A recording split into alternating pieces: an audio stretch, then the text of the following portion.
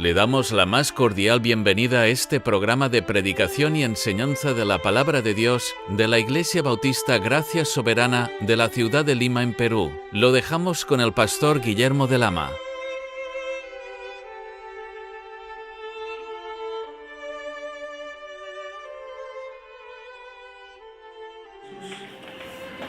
Para esta parte de nuestro estudio bíblico, quisiera que por favor vayamos a la Escritura, al Evangelio según San Lucas. Vamos a continuar con nuestro estudio de Lucas y vamos a leer en esta mañana desde el versículo 31 hasta el versículo 34. Lucas 18, desde el 31 al 34. Nosotros vemos que en estos pasajes de la palabra del Señor, Cristo anuncia su muerte, sus padecimientos, los desprecios también a los cuales Él iba a estar expuesto en las manos de los judíos y de los gentiles romanos. Entonces vamos a leer desde el versículo 31 hasta el versículo 34. Y el tema de esta mañana para nuestro estudio va a ser: el Señor encubre palabras a sus discípulos. El Señor encubre palabras a sus discípulos. Y la Escritura dice: tomando Jesús a los 12, les dijo: he aquí, subimos a Jerusalén, y se cumplirán todas las cosas escritas por los profetas acerca del Hijo del Hombre. Pues será entregado a los gentiles y será escarnecido y afrentado y escupido. Después que le hayan azotado, le matarán, mas al tercer día resucitará.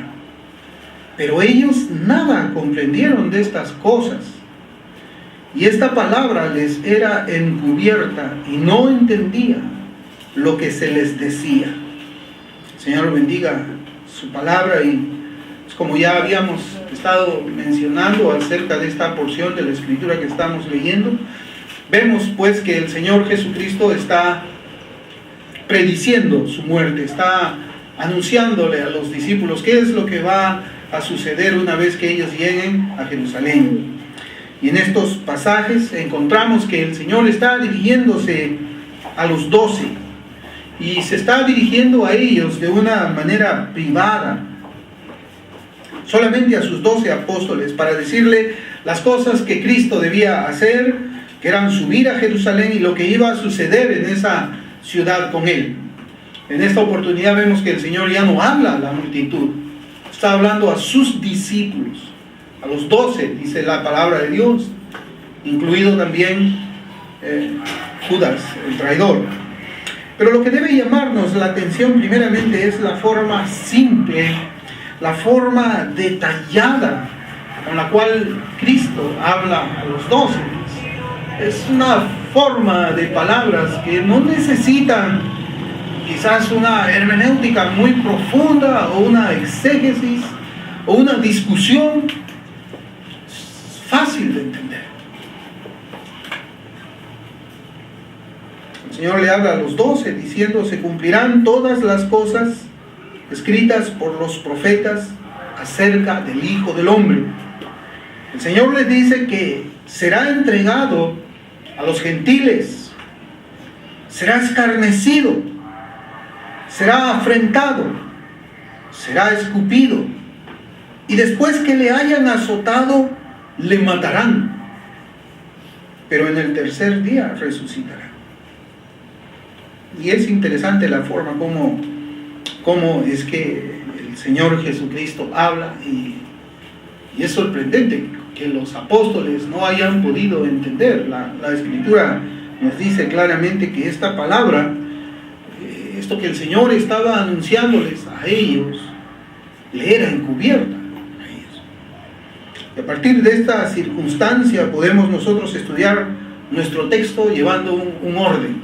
Vamos a tener un orden. Primero, pensar nosotros en la posibilidad que los apóstoles no conocían las profecías del Antiguo Testamento, de los profetas del Antiguo Testamento, y vamos a suponer que ellos tampoco conocían de que el Señor era el Mesías, era el Hijo del Hombre, era el Cristo. Y tenemos que preguntarnos nosotros, ¿sabían los apóstoles que el Cristo debía sufrir en esta tierra? Es una pregunta con la cual nosotros debemos de comenzar inmediatamente. Esto es un estudio bíblico. Otra pregunta es, ¿sabían ellos que el Hijo del Hombre o al Hijo del Hombre se le iba a quitar la vida de una manera violenta?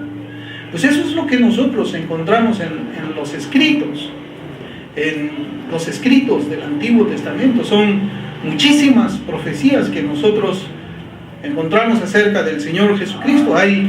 Eso se conoce como profecías mesiánicas. Hay profecías mesiánicas que son directas, hay profecías mesiánicas que son indirectas. Muchas de ellas se encuentran más claramente enseñadas en el profeta Isaías, como nosotros vamos a ir viendo dentro de unos minutos. Pero también Daniel, el profeta Daniel, había profetizado acerca de muchas cosas del Cristo, del Mesías, del Hijo del Hombre, de su reino, de su misión, de su muerte, todas estas cosas. Y ahora nosotros nos ponemos a pensar, pero si el Israel de aquel entonces era una nación teocrática, una nación que se regía por los mandamientos de Dios, y que además de esos mandamientos era común que los rabíes enseñaran en las plazas, enseñaran al pueblo la ley de Jehová, enseñaran los escritos de los profetas, enseñaran también los libros históricos del Antiguo Testamento. Entonces, ¿cómo puede ser posible que estos 12 hombres no hayan caído en cuenta que el Señor Jesús estaba hablando de Él mismo, de lo que le iba a suceder a Él? Bueno, vamos a ir viendo esto.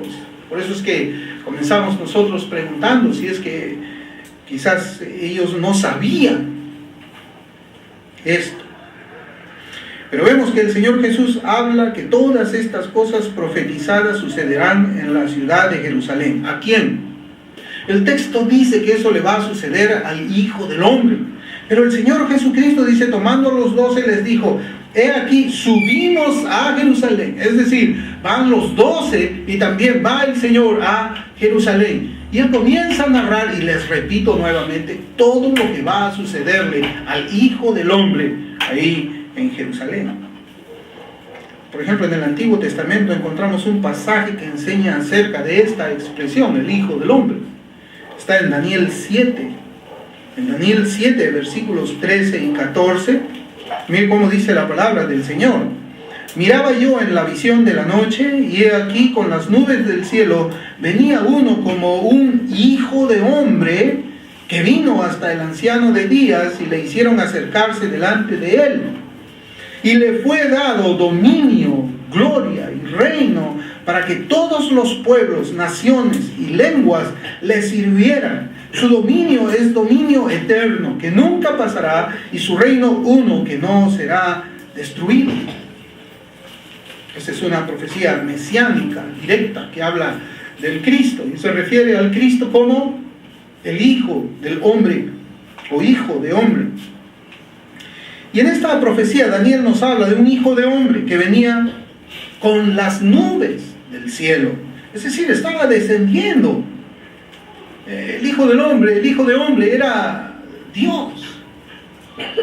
No podía entenderse de otra manera, al cual a este Dios, a este Hijo de Hombre le fue dado dominio, gloria y reino. Entonces, esta expresión estaba relacionada ¿con quién? El Hijo de Hombre estaba relacionada con el Mesías, con el Cristo. Y ahora debemos preguntarnos cuántas veces el Señor Jesucristo se refirió a Él mismo como el Hijo del Hombre. ¿Cuántas veces? Es lo que nosotros leemos en los Evangelios. Fueron muchas veces, hermanos. Muchas veces, de manera directa, el Señor Jesús habla de sí mismo como el Hijo del Hombre.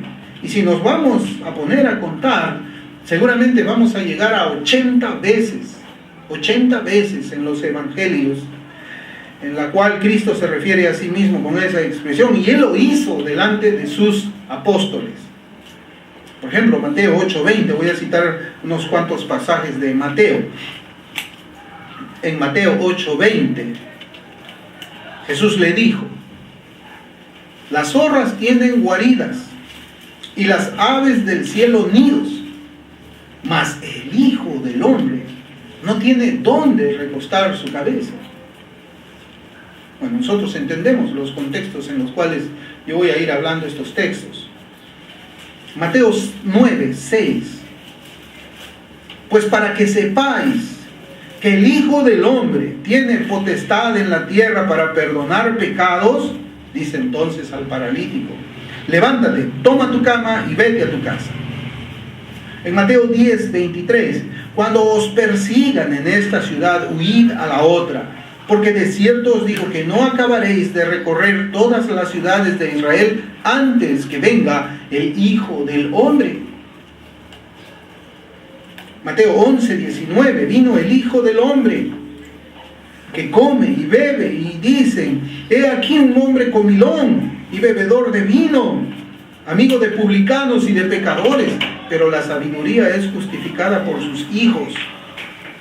Mateo 12:8, porque el Hijo del Hombre es Señor del día de reposo. Mateo 12:32, a cualquiera que dijere alguna palabra contra el Hijo del Hombre, le será perdonado, pero al que hable contra el Espíritu Santo, no le será perdonado ni en este siglo ni en el venidero. Mateo 12:40, porque como estuvo Jonás en el vientre del gran pez 3 días y 3 noches, así estará el Hijo del Hombre en el corazón de la tierra 3 días y 3 noches. Hermanos, y podemos citar más y más pasajes, hasta unos 80 pasajes, como yo les estaba mencionando, en los cuales el Señor se identifica a sí mismo como el Hijo del Hombre. Entonces, ¿por qué los apóstoles no tuvieron discernimiento para darse cuenta que Cristo estaba hablando de sí mismo? Tantas veces el Señor había hecho referencia a su propia persona como el Hijo del Hombre, y en esta oportunidad era velada la palabra del Señor, de tal manera que los apóstoles no entendían nada de lo que estaba hablando Cristo. Veamos otros 2 versículos también de la profecía de Daniel.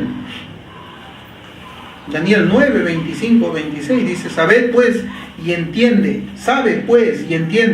que desde la salida de la orden para restaurar y edificar a Jerusalén hasta el Mesías príncipe habrá 7 semanas, y 62 semanas se volverá a edificar la plaza y el muro en tiempos angustiosos. Y después de las 72 semanas se quitará la vida al Mesías, mas no por sí, y el pueblo de un príncipe que ha de venir destruirá la ciudad y el santuario, y su fin será con inundación, y hasta el fin de la guerra durarán las devastaciones.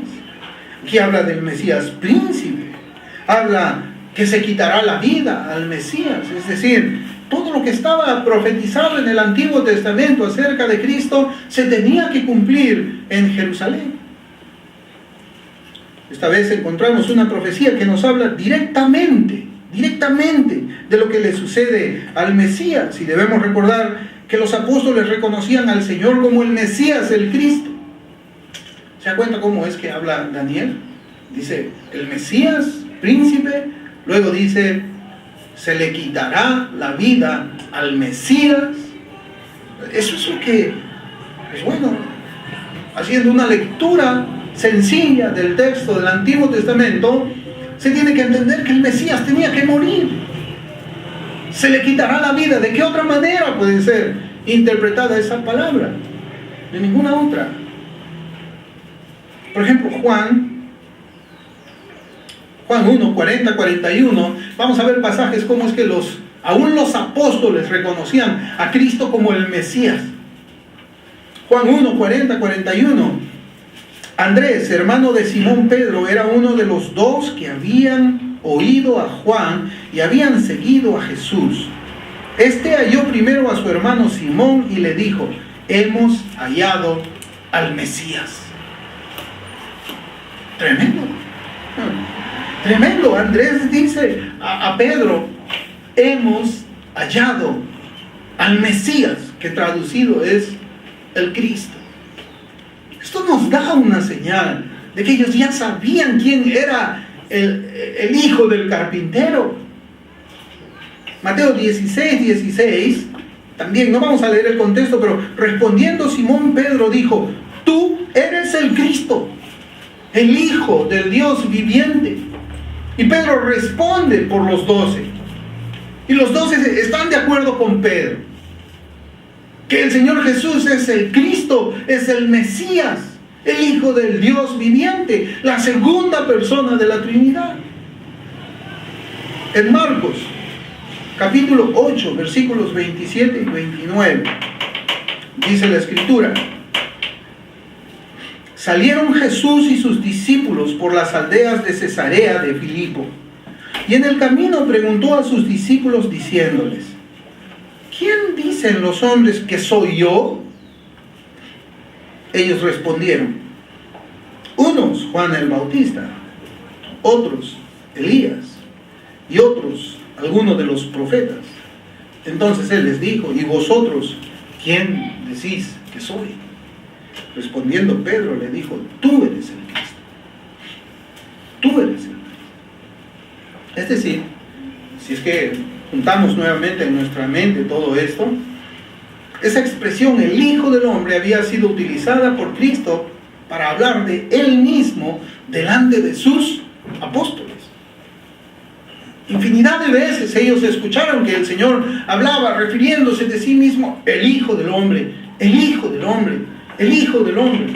Y por otro lado, los apóstoles también reconocían que Jesús de Nazaret, el hijo de José, que se creía hijo de José, era el Cristo.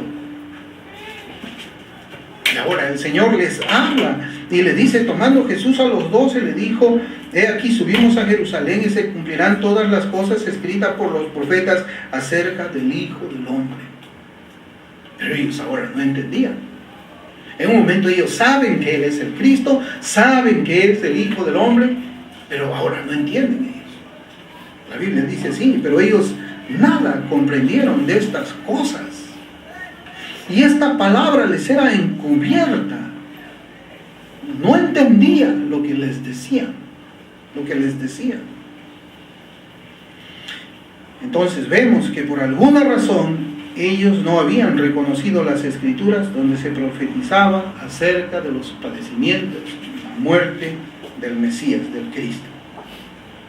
Bueno, definitivamente la teoría que nosotros estamos hablando de que ellos estaban desconociendo las Escrituras, o desconociendo que Cristo era el Hijo del Hombre, o desconociendo que Él era el Mesías, no puede ser viable. No es viable esa teoría. Ellos sí sabían quién era. Y es por lo mismo que nuestros pasajes nos enseñan en el último versículo de esta porción de la Escritura que hemos leído en Lucas, en el versículo 34. Pero ellos nada comprendieron de estas cosas, y esta palabra les era encubierta y no entendía lo que se les decía. Esta palabra les era encubierta. Hermanos, muchas veces no podemos comprender la forma en que Dios hace las cosas. La palabra nos dice que sus pensamientos no son nuestros pensamientos, ni nuestros caminos son los caminos de Dios. Isaías 55:8. Sin embargo, aunque muchas cosas son desconocidas para nosotros, debemos creer con todo el corazón que si ellas nos fueran ocultadas, ¿es para qué? Para nuestro propio beneficio. Dios es infinitamente sabio y nosotros no lo somos. Por lo tanto, reconocemos que en estas palabras encubiertas a los apóstoles había un beneficio espiritual para ellos. Porque no hay otra razón para poder interpretar esta porción de la Escritura que no sea esa. ¿Cuál era el beneficio espiritual de ocultarles a ellos lo que le iba a suceder al maestro? ¿Cuál? Bueno, el beneficio estaba en que ellos no tengan una ocasión para tropezar. Tenemos que recordar que ellos estaban en formación por el Señor. Quizás el que era más, podemos decir, más impulsivo para hacer las cosas era Pedro. Pero Pedro y los otros 10, los 11, estaban en un proceso de formación por el Mesías. Ellos no estaban completamente cimentados en la fe. Ellos todavía eran débiles. Y una prueba de ello, hermanos, es que ellos huyeron cuando el Señor Jesús fue capturado en Jerusalén, cuando fue azotado. Ellos no se quedaron, ellos tuvieron miedo que también les pase lo mismo y huyeron. Antes que el Señor sea capturado, y el Señor habló de que ellos iban a tener tropiezo, que se le iba a negar al Cristo. Pedro muy atrevidamente dijo, ¿se acuerdan? No sé, bueno, ellos te negarán, yo no te voy a negar. Ellos te van a negar, yo no. Yo voy a morir contigo, yo voy a ir a la muerte contigo. Hombre impetuoso. Pero estaba ya formado Pedro. Pedro tenía que pasar por una humillación todavía. Pedro tenía que ser llevado hasta el suelo. Su orgullo tenía que ser destruido. Entonces ellos estaban en una etapa de formación y el Señor sabía esto. Y por esa razón es que Cristo no les declara todavía de una manera abierta, o no les abre el entendimiento para que puedan comprender en ese momento lo que iba a suceder en Jerusalén. ¿Por qué? Porque hasta ese momento los apóstoles habían sido los testigos del gran ministerio terrenal del Señor Jesús.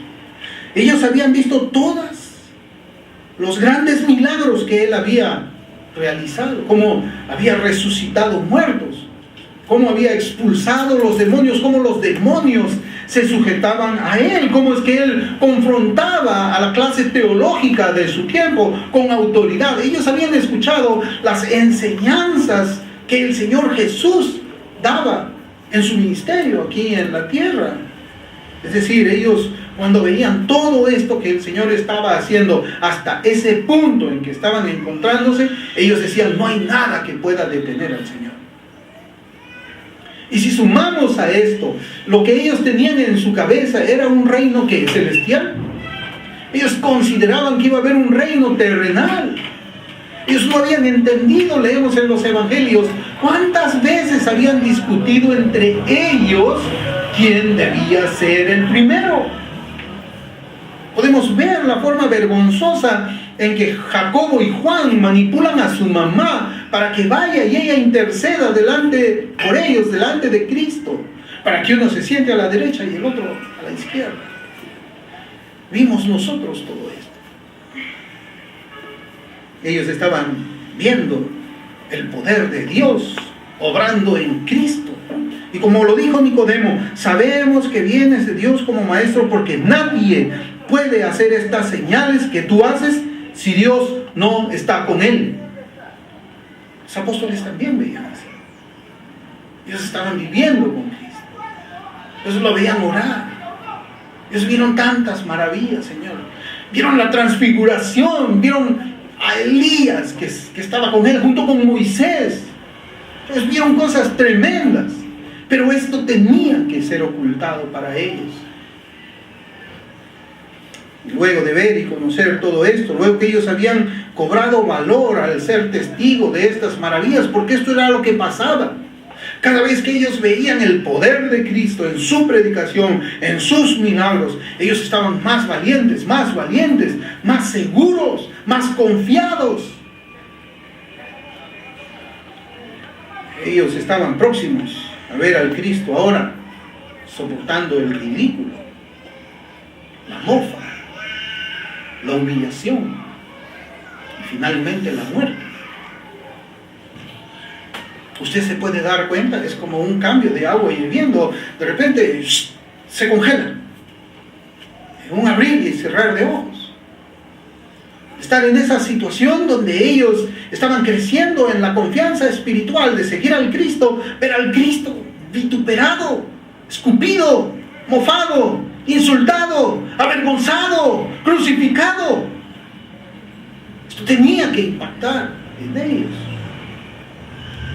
Y es posible que estas cosas que iban a pasar al Señor en Jerusalén hubiera sido ofensa para ellos, hubiera sido tropiezo para ellos.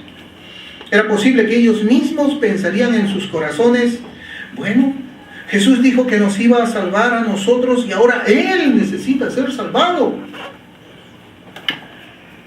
También hubieran preguntado ellos en sus corazones, ¿será que el Padre ha terminado despreciando al Cristo? Ellos hubiesen podido llegar a una etapa de confusión en sus cabezas. ¿Cuál hubiese sido la consecuencia de esos pensamientos? La consecuencia hubiera sido que también ellos, junto con los otros judíos, hubieran permanecido en incredulidad y hubiesen terminado despreciando la verdad. Pero el Señor tenía la intención que ellos supieran que Él sabía lo que le iba a suceder en Jerusalén. Cuando el Señor habla estas palabras, si bien ellos no la entienden profundamente, pero el Señor quería que sus discípulos supieran, ¿saben ustedes 12? Yo estoy en control. Esto que va a suceder allá, esto ha sido profetizado antes.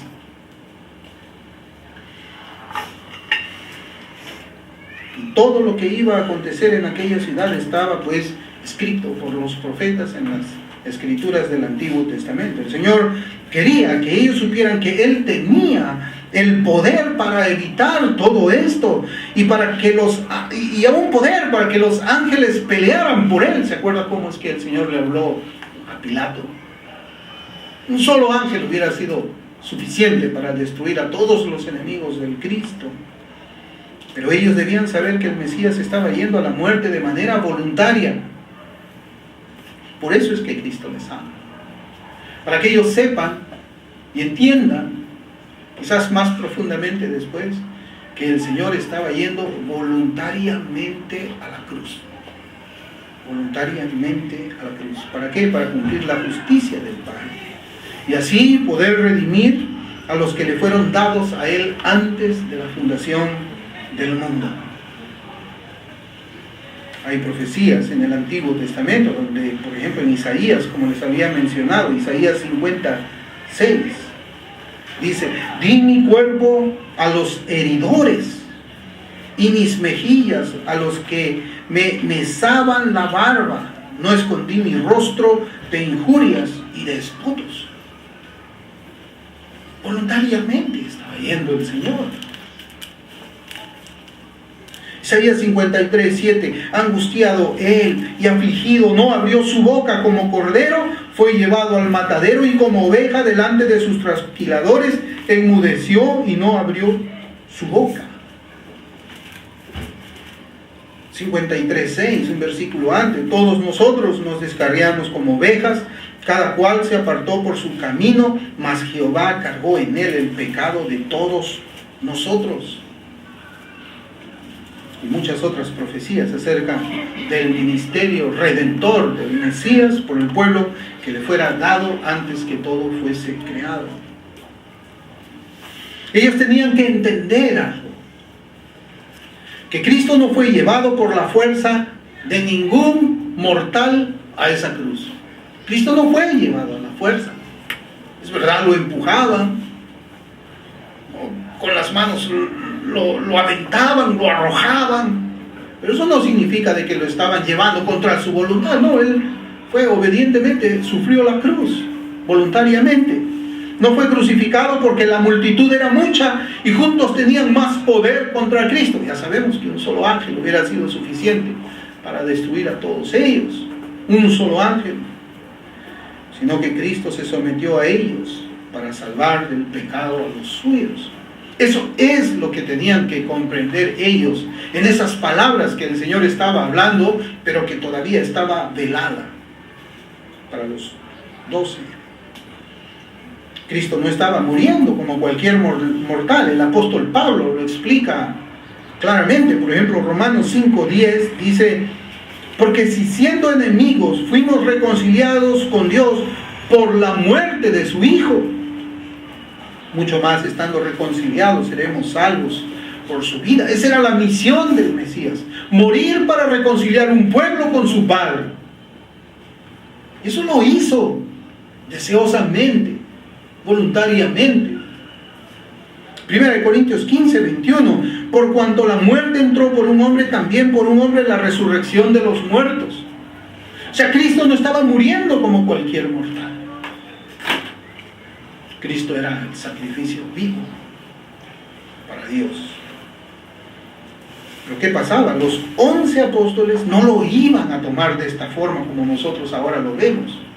Tenemos que ir a la mente de ellos en ese tiempo, que era lo que estaba sucediendo.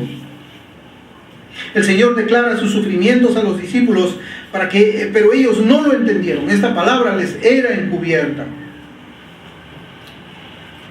Nosotros podemos ver cómo es que también el apóstol Pedro reacciona cuando Cristo anunciaba sus sufrimientos y su muerte. Mire cómo es que dice en Mateo 16, 21, 23. Es un pasaje paralelo también, no está hablando del mismo momento, pero es una de los anunciamientos que hizo Cristo de su muerte. En Mateo 16, 21, 23 dice: desde entonces comenzó Jesús a declarar a sus discípulos que le era necesario ir a Jerusalén y padecer mucho de los ancianos, de los principales sacerdotes y de los escribas, y ser muerto y resucitar al tercer día. Entonces Pedro, tomándolo aparte, comenzó a reconvenirle, diciendo: Señor, ten compasión de ti, en ninguna manera esto te acontezca. Pero él, volviéndose, dijo a Pedro: quítate de delante de mí, Satanás, me eres tropiezo, porque no pones la mira en las cosas de Dios, sino en las de los hombres. Hermanos, Pedro era tropiezo porque aún no conocía espiritualmente el propósito redentor y de victoria en la muerte del Mesías. ¡Qué tremendo! El Señor anunciaba la muerte y Pedro le reconvenía a Cristo. Pero vemos de que ahora en nuestro pasaje de Lucas, estas palabras les era oculta para beneficio espiritual de ellos. Aún este conocimiento espiritual de la profecía del Antiguo Testamento, vemos nosotros por la pluma del apóstol Pablo que debía ser encubierto aún a quienes. Debía ser encubierto a los judíos, debía ser encubierto a los gentiles. Miren cómo dice la Escritura. 1 Corintios 2, del 7 al 8. 1 Corintios 2, del 7 al 8. Mas hablamos sabiduría de Dios en misterio. La sabiduría oculta, la cual Dios predestinó antes de los siglos para nuestra gloria, la que ninguno de los príncipes de este siglo conoció, porque si la hubieran conocido, ¿qué hubiera pasado? Nunca habrían crucificado al Señor de gloria. Aún para los gentiles era oculto el plan de Dios en su Hijo para redimir un pueblo. Aún para los judíos era oculto, de que si ellos hubiesen visto espiritualmente las cosas, lo hubieran crucificado. La Escritura dice: no lo hubieran crucificado. Y si el Señor nunca hubiera sido crucificado, ¿qué hubiera pasado? Claro que esta última expresión es una hipótesis negada. Tenía que cumplirse sí o sí, porque Dios había predestinado. Entonces había un beneficio espiritual en que estas cosas sean ocultas a los apóstoles, a los judíos y a los gentiles, para que el plan de Dios sea llevado a cabo. Hermanos, conocer el futuro. ¿Cuántos de nosotros a veces podemos escuchar de que hay hermanos que van donde quizás algunos ministros que tienen el don de profecía, dicen ellos? Van como si ellos tuviesen una bola de cristal, ¿no? Pastor, le dicen, ¿no? Dígame, ¿qué va a pasar de mí? ¿Qué sucedería si yo escojo este trabajo? ¿Qué dice la palabra de Dios? Y los tienen por profetas. A veces nosotros queremos saber qué es lo que va a pasar en el futuro con nuestras vidas, aún con nuestras vidas cristianas. Pero el Señor, en su infinita sabiduría, no nos revela qué va a ser de nosotros. Simplemente nosotros avanzamos, sin saber qué nos va a acontecer más adelante. Por eso es que conocer el futuro puede mostrarnos las tribulaciones futuras. ¿Cuántas tribulaciones hemos pasado nosotros como creyentes? ¿Y qué hubiese pasado si antes de que nosotros nos volviéramos cristianos alguien nos diga: ¿sabes qué? Si tú te vuelves cristiano, esto va a pasar en tu vida, de acá a 5 años va a pasarte esto, de 10 años o la semana que viene va a sucederte esta tribulación. ¿Qué hubiésemos hecho nosotros? eso me va a pasar si me convierto en cristiano. Entonces no quiero ser cristiano. Yo más bien quiero ser cristiano para que el mundo sea color verde para mí, para que todo sea felicidad, para que... idea equivocada. A veces conocer el futuro nos muestra las tribulaciones futuras, o nos mostraría con las tribulaciones futuras que el creyente debe vivir como parte de la vida cristiana. Fíjense, en Hechos 21 nosotros vemos ahí una profecía y cómo es que el conocimiento del futuro aflige el corazón al creyente. Hechos 21, versículos del 10 al 14 voy a leer. Y permaneciendo nosotros allí algunos días, descendió de Judea un profeta llamado Agabo, quien viniendo a vernos tomó el cinto de Pablo y atándose los pies y las manos dijo: esto dice el Espíritu Santo, así atarán los judíos en Jerusalén al varón de quien es este cinto y le entregarán en manos de los gentiles. Al oír esto le rogamos nosotros y los de aquel lugar que no subiese a Jerusalén. Entonces Pablo respondió: ¿qué hacéis llorando y quebrantándome el corazón? Porque yo estoy dispuesto no solo a ser atado, mas aún a morir en Jerusalén por el nombre del Señor Jesús. Y como no le pudimos persuadir, desistimos diciendo: hágase la voluntad del Señor. Hermanos, conocer el futuro de un creyente es doloroso. El Señor, como nosotros antes de que Cristo sea capturado, Él rogaba al Padre: Señor, pasa de mí esta copa, pasa de mí la copa de tu ira.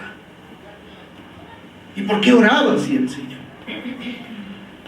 ¿Saben? El Señor, el mayor dolor de Cristo en la cruz no fueron esos latigazos que le arrancaban la piel de la espalda, no fueron esos golpes que le hincharon la cara y su belleza ya no era bella, sino era una persona con la cara hinchada de tanto golpe. El dolor más grande no era que las espinas hayan entrado en su cuero cabelludo y le causasen dolor tremendo. El dolor más grande no eran que los clavos estén atravesando sus manos y sus pies. El dolor más grande es que iba a haber una separación moral con el Padre. El Padre lo iba a abandonar. Eso era el dolor de Cristo. Y fíjense nosotros ahora cómo es que vemos aquí a Pablo. El profeta dijo: esto es lo que le va a suceder a Pablo cuando va a Jerusalén. Lloraban ellos y estaban quebrantando el corazón del apóstol. Yo digo, ¿hubiera sido mejor para el apóstol ir a Jerusalén sin saber lo que le iba a pasar allá? Él conocía perfectamente la providencia de Dios. Él sabía que todo lo que le iba a suceder era porque Dios estaba permitiéndole, porque todo eso estaba dentro del plan de Dios. Yo pienso que hubiera sido mejor. Hubiese ido sin un corazón quebrantado, sin saber lo que le iba a suceder allá, aunque le tuviese que suceder. Hermanos, en el caminar cristiano, el Señor va preparando a los suyos por medio de diferentes pruebas. Pruebas que nosotros no conocemos. No sabemos las pruebas que van a venir más adelante para cada uno de nosotros. Eso está velado para nosotros. Está escondido, está oculto. No lo sabemos, no lo conocemos. Pero el Señor va preparando a nosotros por medio de diferentes pruebas para amarlo más a Él, para ser más fieles a Él, de tal forma que cuando aparezcan aquellas tribulaciones grandes podamos soportarlas con una fe aumentada, una fe fortalecida.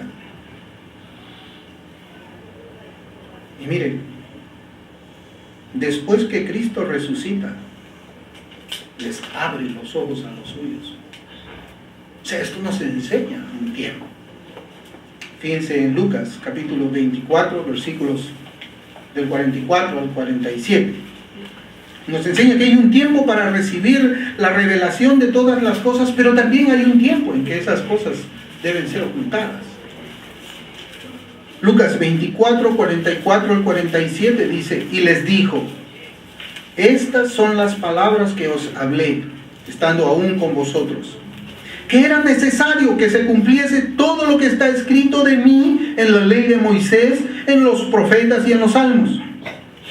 Entonces les abrió el entendimiento para que comprendiesen las Escrituras y les dijo: así está escrito y así fue necesario que el Cristo padeciese y resucitase de los muertos al tercer día, y que se predicase en su nombre el arrepentimiento y el perdón de pecados en todas las naciones, comenzando desde Jerusalén. Hermanos, después que el Cristo resucita, les abre el entendimiento y les hace recordar todo lo que Él les había dicho y que todavía estaba oculto para ellos. Ellos no tenían la revelación comprendida en su cabeza. Y eso, hermanos, nos enseña también a nosotros la soberanía de Dios, cuando Él se revela a un pecador salvíficamente. Porque es que las personas, pueden haber dos personas que están escuchando un mismo mensaje evangelístico, y uno cree y el otro no cree. ¿Acaso es porque uno es más inteligente que el otro? ¿Tiene un coeficiente intelectual más alto? No. Es porque Dios abre el entendimiento como alivia. ¿Recuerda usted? Ella junto con otras mujeres, dice en plural, habían salido al río, a la oración. Pero ¿a cuántas personas Dios abre el entendimiento para que pudieran estar atentas y comprender a las palabras de Pablo? A una. Soberanía de Dios. Dios en su momento hace que permanezcan ocultas algunas cosas, pero llega un momento en que las revela por su soberanía. Hermanos, una pregunta. Como creyentes, ¿deseamos conocer el futuro que tendremos aquí en la tierra? ¿Deseamos nosotros saber qué es lo que nos va a pasar más adelante? Bueno, ninguno de nosotros sabe lo que nos viene en el futuro mientras caminamos aquí en la tierra. Pero Cristo nos ha dicho algo en forma de promesa. Y yo tengo aquí 4 pasajes de la Escritura. El primero en Hechos capítulo 14, versículos 21 y 22. Y aquí vamos a encontrar un orden nosotros cuando hacemos evangelismo. Y dice: y después de anunciar el evangelio a aquella ciudad y de hacer muchos discípulos, volvieron a Listra, a Iconio y a Antioquía, confirmando los ánimos de los discípulos, exhortándoles a que permanecieran en la fe, diciéndoles: es necesario que a través de muchas tribulaciones entremos en el reino de Dios. Es decir, aquí nosotros vemos todo un proceso, desde que una persona es incrédula hasta la administración de la persona cuando está atravesando dificultades. No se lo debemos decir al principio, nunca debemos hacer evangelismo nosotros diciéndole a las personas: si tú te conviertes a Cristo vas a ser atribulado, vas a sufrir persecución, te van a aborrecer en tu casa, vas a ser odiado. No, tenemos que hablar a la persona el pecado que le condena, tenemos que hablarle de Dios, de la santidad de Dios, la pureza de Dios, la necesidad de que Él se arrepienta, se vuelva a Dios, tenga fe en Cristo como su sustituto en esa cruz. Más de eso no es el evangelio. Por eso es que aquí está el orden en este capítulo de Hechos. Después de anunciar el evangelio, ahí está, primera etapa. Después de anunciar el evangelio a aquella ciudad, segunda etapa, y de hacer muchos discípulos. O sea, el evangelio tuvo cosecha, a estos que fueron cosechados les discipulamos, les enseñamos las doctrinas de Dios. Dice: volvieron a Listra, Iconio y Antioquía. Dice: confirmando los ánimos de los discípulos. Recién viene la administración para las tribulaciones que un cristiano debe pasar. Exhortándoles a que permaneciesen en la fe y diciéndoles: es necesario que a través de muchas tribulaciones entremos en el reino de Dios. Otro pasaje, Romanos 8:36. Como está escrito: por causa de ti somos muertos todo el tiempo, somos contados como ovejas de matadero. Aquí nos está hablando del futuro. Primera de Tesalonicenses 3:4. Porque también estando con vosotros os predecíamos que íbamos a pasar tribulaciones como ha acontecido y sabéis. Segunda de Timoteo 3:12. Y también todos los que quieren vivir piadosamente en Cristo Jesús padecerán persecución. Todos. sin excepción, todos. Por eso, hermanos, es que nosotros debemos agradecer a Dios porque estas tribulaciones no son reveladas a nosotros de manera adelantada, específica, minuciosa y personalizada. Gracias al Señor por eso. De tal forma que no las llegamos a conocer hasta que ellas llegan a nuestras vidas. Solamente nosotros debemos orar a Dios para que nuestros espíritus se encuentren fortalecidos para poder pasar estas pruebas de una manera victoriosa, honrando a Cristo aún cuando nos encontramos en medio de ellas, honrando al Señor cuando nosotros estamos atribulados, cuando somos perseguidos, cuando somos vituperados por causa de Él. Debemos de hacerlo de tal manera que aún nuestros perseguidores se asombren de cómo es que Cristo está formado en nosotros y cómo tomamos, podemos decirlo sentimentalmente, esa persecución. Debemos recordar el siguiente pasaje, Santiago 5, del 10 al 11. Hermanos míos, tomad como ejemplo de aflicción y de paciencia a los profetas que hablaron en nombre del Señor. He aquí tenemos por bienaventurados a los que sufren. Habéis oído de la paciencia de Job y habéis visto el fin del Señor, que el Señor es muy misericordioso y compasivo. Hermanos, debemos aprender a confiar en el Señor creyendo exactamente lo que Él nos ha dicho por medio de su palabra. Debemos aprender y debemos ser agradecidos aún por estas cosas que no han sido reveladas para nosotros. Vamos a orar.